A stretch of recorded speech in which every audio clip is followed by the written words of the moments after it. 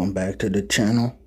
I'm your host Stephon, and tonight I'm going to be talking about and celebrating one of rap's beloved lyrical MVPs, the forever king of New York greatest rap MVPs, one of the greatest rap storytellers, and forever Brooklyn finest, the Black Frank White, Christopher George Latour Wallace.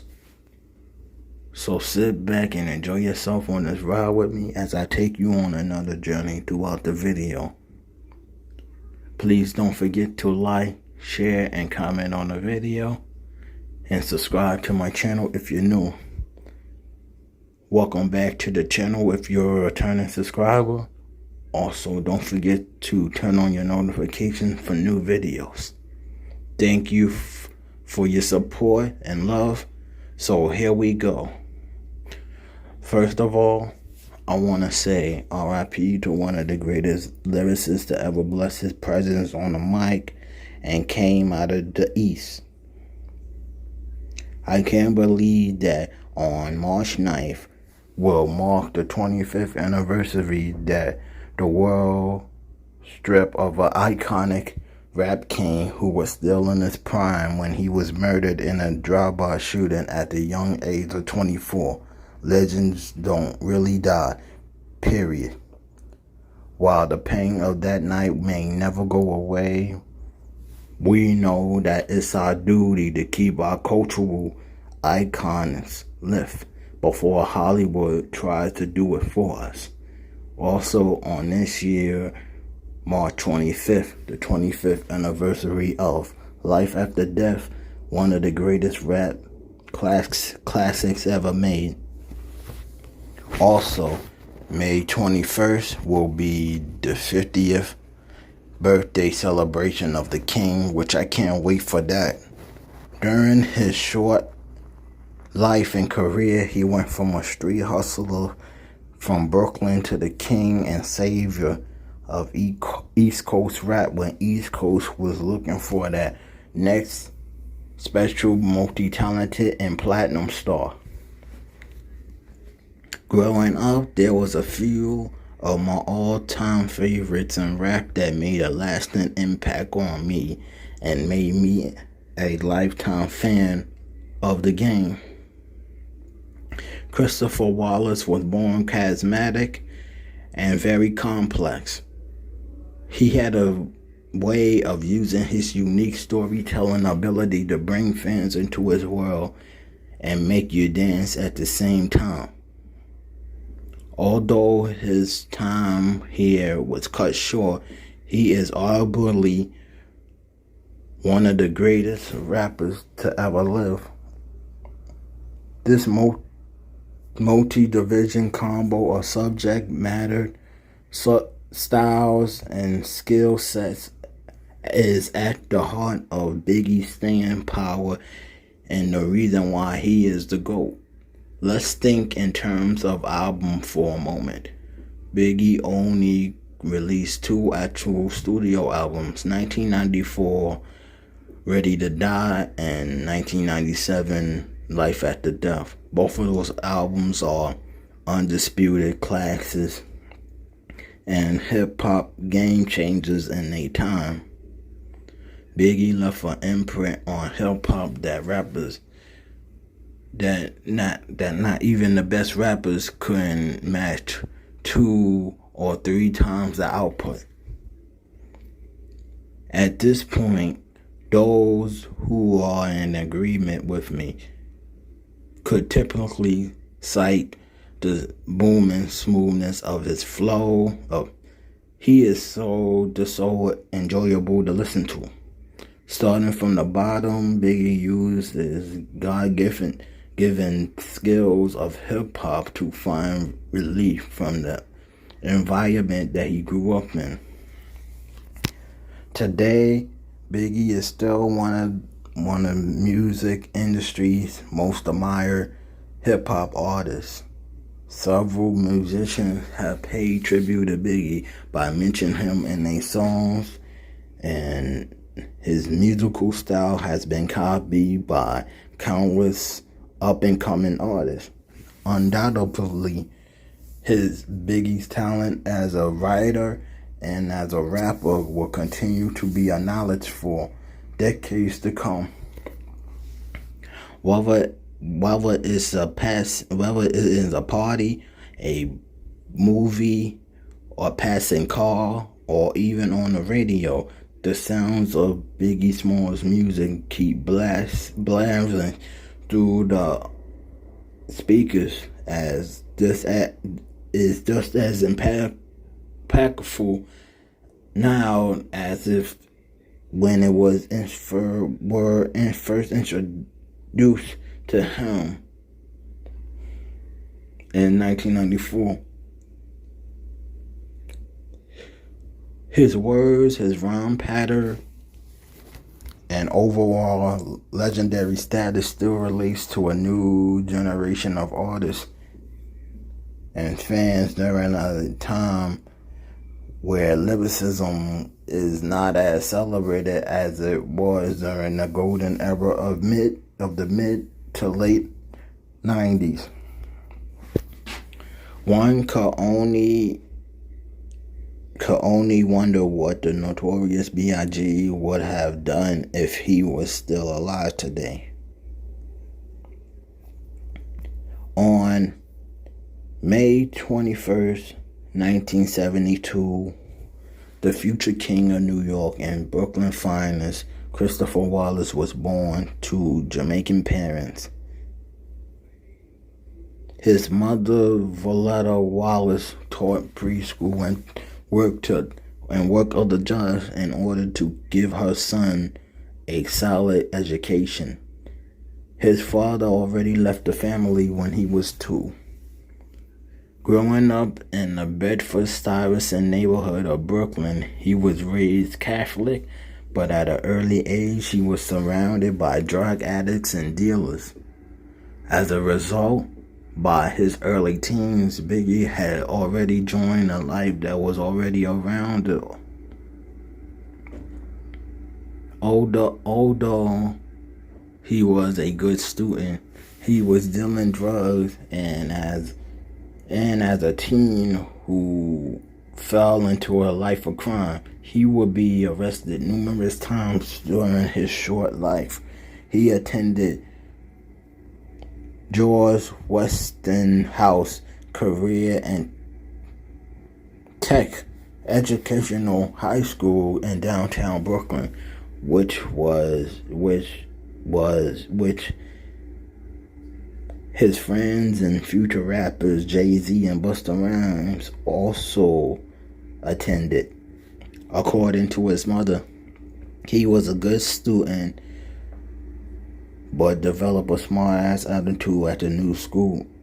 At the age of 17, he dropped out of school and became more involved in crime. At the age of 17, Biggie was arrested for selling crack and spent 9 months in a North Carolina prison before making bail. As he navigated his young, uncertain life, Biggie started making music. He hooked up with a crew called the Ogo Brothers and experimented on his own. After his release from jail, he made a demo tape entitled Microphone Murderer while calling himself Biggie Smalls, the name of Calvin Lockhart character in the 1975 film Let's Do It Again. And to his own stature and obesity at 6 feet 3 inches and 300 to 380 pounds. Due to legal issues with the name, he later adopted a second stage name, which was the Notorious B.I.G.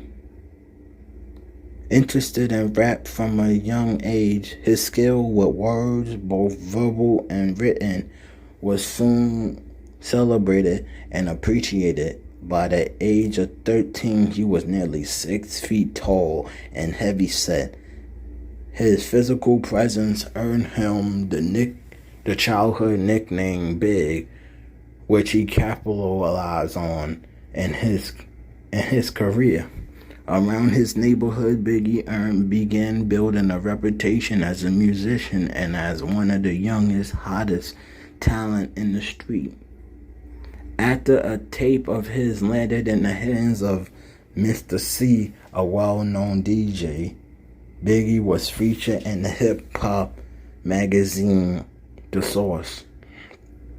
The article was enough to catch the attention of Sean Puffy Combs, a young producer at Uptown Entertainment, a New York-based specialized in hip-hop and R&B. When he split from Uptown to start his own label, Bad Boy Entertainment, he brought Biggie with him. On August 8th, 1993, his longtime girlfriend, Jan Jackson, gave birth to his first child, Tiana. Although the couple had split by then, a college dropout, he promised his daughter everything she wanted. He continued to deal drugs to support himself and his daughter. Puffy discovered that and begged him to quit for good. In 1993, he gained exposure on a remix to Mary J. Blige's single Real Love. The Real Love remix single was followed by another remix of a Mary J. Blige song, What's the 411, which continued his success until his debut as a solo artist, which came with the single Party and Bullshit on the soundtrack to the 1993 film Who's the Man. Around this time, he became friends with rap superstar Tupac Shakur, who was also his mentor. The pair and their friendship grew as close, offering traveling together whenever they were not working. According to several people close to Biggie, he was a frequent guest at Pac's home, and they spent time together when Tupac was in California or Washington, D.C. 1994 was definitely a year to remember in rap, and especially for Biggie, his life and new success. He appeared alongside LL Cool J, Rampage, and Busta Rhymes on a remix to his own Bad Boy label mate Craig Mack, Flavor in Your Ear. The remix reaching number 9 on the Billboard Hot 100. From the production and order, the lyrical bars and order, and the way the video was created, it was nothing but classic. Enough that you can't get enough of and always stay on repeat. And at this time, he met a beautiful young singer named Faith Evans at a photo shoot, and then in a short time they became a married couple in 94. A few days later, he dropped Juicy from his 1994 debut album Ready to Die, one of the greatest rap songs ever made. Juicy contains a sample of a Mattoon 1983 song, Juicy Fruit. The song is a rags to riches chronicle. Big chronicles his childhood years living in poverty, his initial dreams of becoming a rapper, early musical influence, his time dealing drugs, criminal involvement, in his success in the music industry and current lavish lifestyle. One of the song's lines read, "Time to blow up like the World Trade," referencing the February 26, 1993 bombing of the World Trade Center. On September 13th, 1994, he released his classic debut, Ready to Die, on Bad Boy Records. The album included the hit singles Juicy, Big Papa, Warning, and One More Chance. The record became an instant classic among fans and critics. Ready to Die was subject to widespread critical acclaim and soon a commercial success. It has been ranked by many critics as one of the greatest hip-hop albums, as well as one of the greatest albums of all time. The album features production by Bad Boy founder Sean Puffy Combs, Easy Mo Bee, Chucky Thomason, DJ Premier, and Lord Finesse, among others. The partly autobiographical album tells the story of the rapper's experience as a young criminal, and it was the only studio album released during his lifetime. One of my all-time favorite NY rap classics ever. Big Papa was released as the second single on December 24, 1994, and like the previous single, it was a hit on multiple charts. Produced by Chucky Thomason, it reached number 6 on the Billboard Hot 100, number 4 on the Hot R&B and Hip Hop Singles and Tracks, and number 1 on the Hot Rap Singles. It sold over 1 million units and certified platinum. It samples the classic anthem Between the Sheets by the Isley Brothers. The song was nominated at the 1996 Grammy Awards for Best Solo Performance, but lost to Coolio's Gangsta Paradise. One More Chance was released as the third single on June 9th, 1995. The single was the remix of the album track. It was produced by Puff Daddy and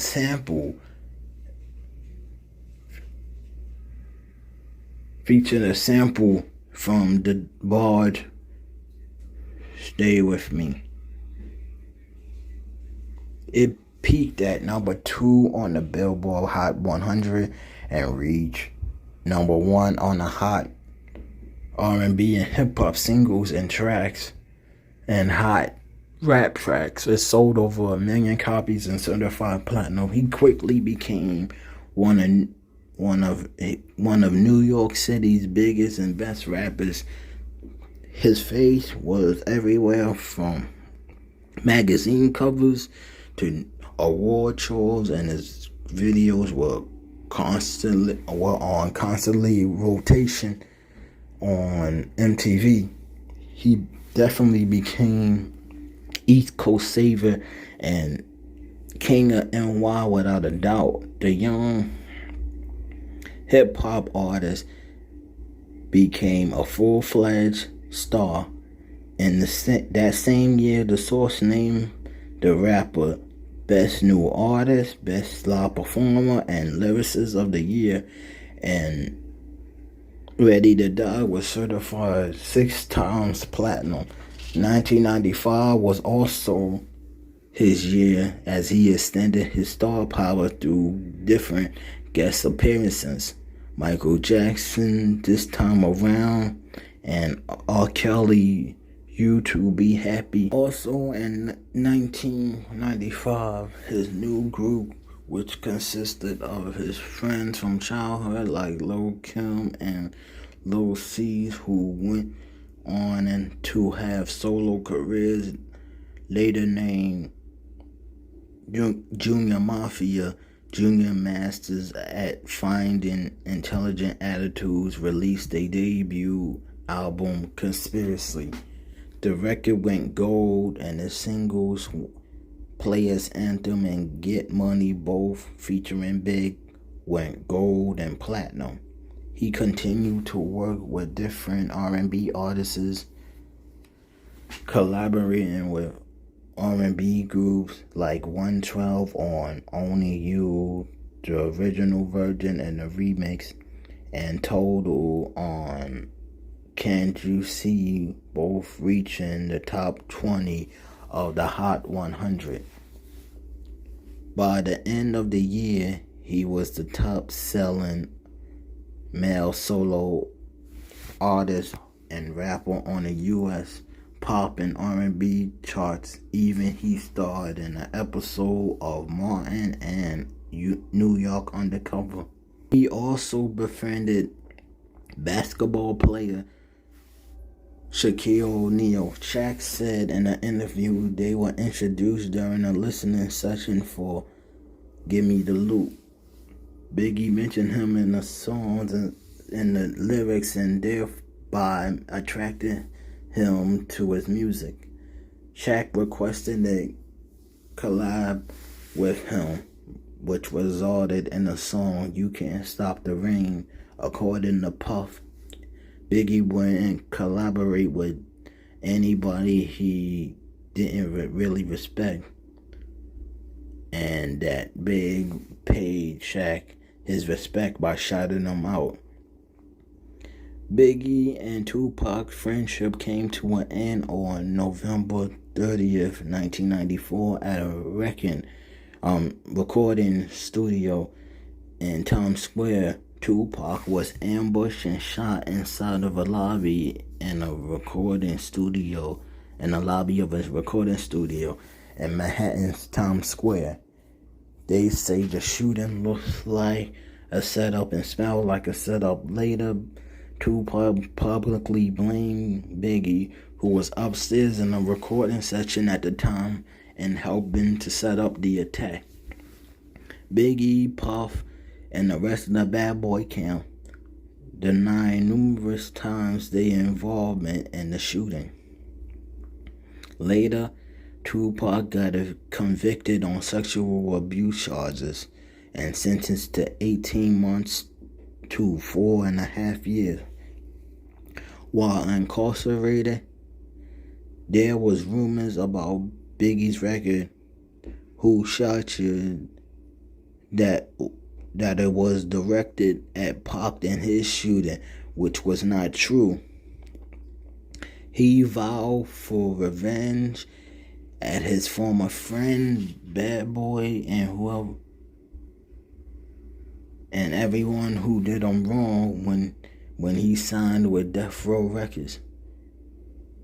In his year of success, he became highly involved in a rivalry between East and West Coast, was started and instigated by the media to pin the two stars and coasts against each other and make fans choose sides. Numerous arrests followed, and then 1996, Tupac released the most greatest and most venomous diss track of all time called Hit 'Em Up. Hit 'Em Up, which is a diss track which he claimed he slept with Faith Evans, who was estranged from Big at the time, and that Big copied his style and image. Big referenced the first claim on Jay-Z's Brooklyn Finest, in which he reps, if Faith had twins, she probably had two Pacs. Get it? Two Pacs. However, he didn't directly respond to the track, stating in a 1997 radio interview that it was not his style to respond. On September 13th, 1996, Tupac died after being shot multiple times in a drive-by shooting in Las Vegas on September 7th, 1996, which left him in critical condition and fighting for his life. Big was truly hurt by Pac's tragic passing and extremely fearful for his own safety and life. His troubles in his personal life continued with his marriage and separation from Faith when she reportedly discovered that he'd been having an affair with Lil' Kim. Also, he began dating performer Charlie Baltimore, with the two appearing in public together, which he avoided previously with Lil' Kim. Eventually, Big and Faith eventually reunited when their son Christopher C.J. Wallace was born October of 96, in a time which Big was reportedly continuing his affair with Lil' Kim, whose record he was working on at the time, which was the classic Hardcore album. Later on, he was in a car accident that shattered his leg. He spent months in a hospital following the accident. He was temporarily confined to a wheelchair, had forced to use a cane and complete therapy. Despite his hospitalization, he continued to work on the album. Following the events, he spoke of a desire to focus on his peace of mind and his family and his friends. In February of 97, he traveled to California to promote his sophomore album, Life After Death, and record a music video for his lead single, Hypnotize.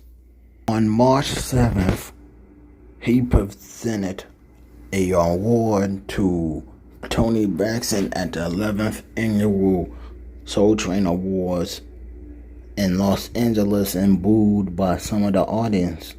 The following evening, March 8th, he then attended an after party hosted by Vibe and Quest Records at the Peterson Auto Museum. We never thought that this would be the last time we see Biggie alive, the last time that night.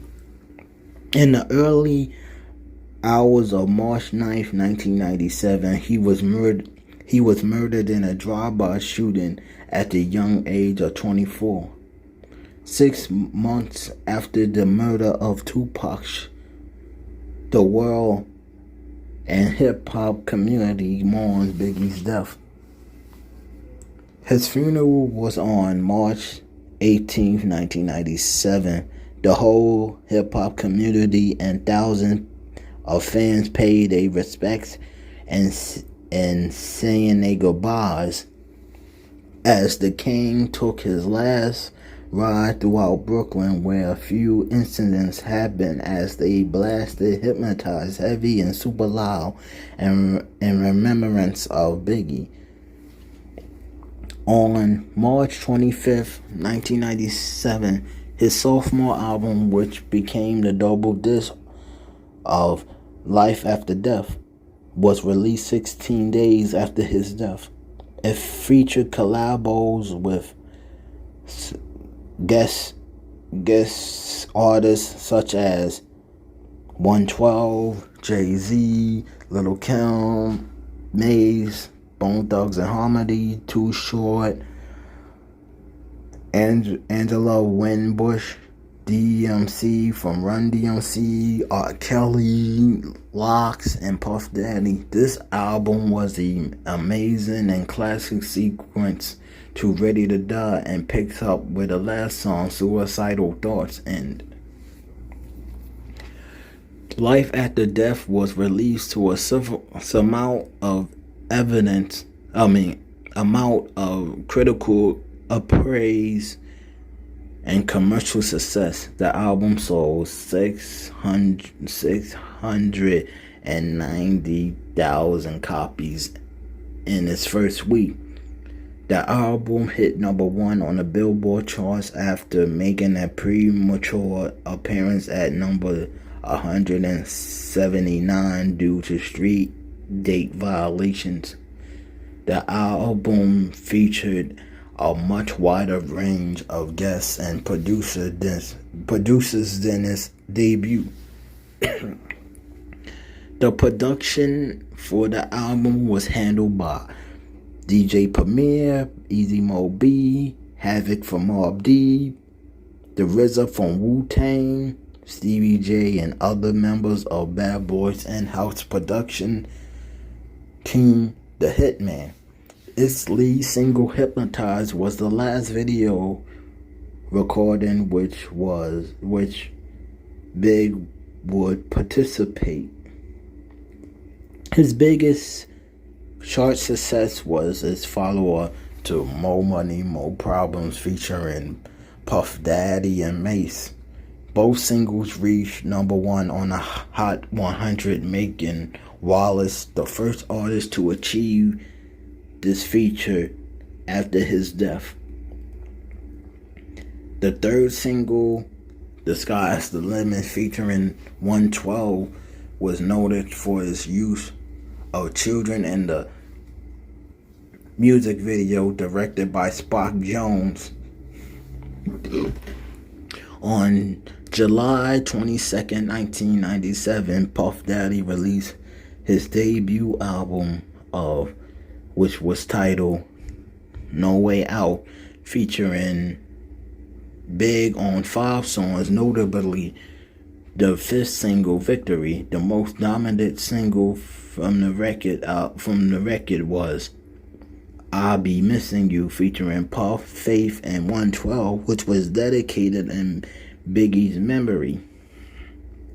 At the 1998 Grammy Awards, Life After Death and its first 2 singles received nominations in the rap category. The album was won by Puff, No Way Out, and I'll Be Missing You won the award for Best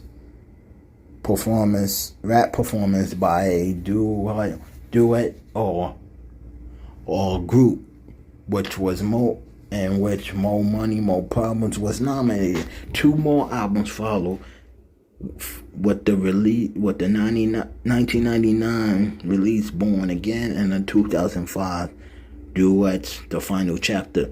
To be all the way honest, as a dedicated and lifetime Biggie Smalls fan, I definitely wasn't feeling both albums because the guest appearances and the productions was so weird and awkward, because if Biggie was still alive, I just couldn't see him collaborating with some of those people on there. In 2009, the autobiographical Notorious was released. I remember going to the movies at my favorite spot in Times Square during the weekend with my cousin and twin brother. We were so excited that I was so excited about going to see a movie about the greatest lyricists of all time. At the end of the movie, I remember the whole theater applauding the movie and applauding Biggie so excitedly. 25 years after the tragic passing of Biggie, his name and legacy still ring bells in the hip-hop community and the world. He's your favorite rapper who gave nothing but 100% real balls on the mic. The impact he left during his short life and career was so influential and life-changing. If Biggie was still alive today, he would still be the greatest.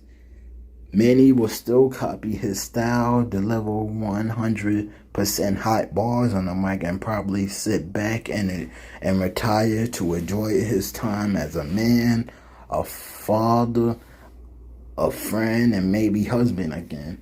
There is no words describing how much this man truly influenced me. As a young and lifetime Biggie Smalls fan, I can recite every single lyric and verse from him. That can show you how much he's my number one all-time favorite rap king ever. For the forever king of New York, the greatest rap storytellers and lyricists that ever blessed the mic. B.I.G. forever. R.I.P. Big. We forever love and miss you. Thank you for being on this ride with me. Please don't forget to like, share, and comment on the video. Subscribe to my channel. Also, don't forget to turn on your notifications for new videos. Have a good and safe night. God bless you. I'm out. Peace.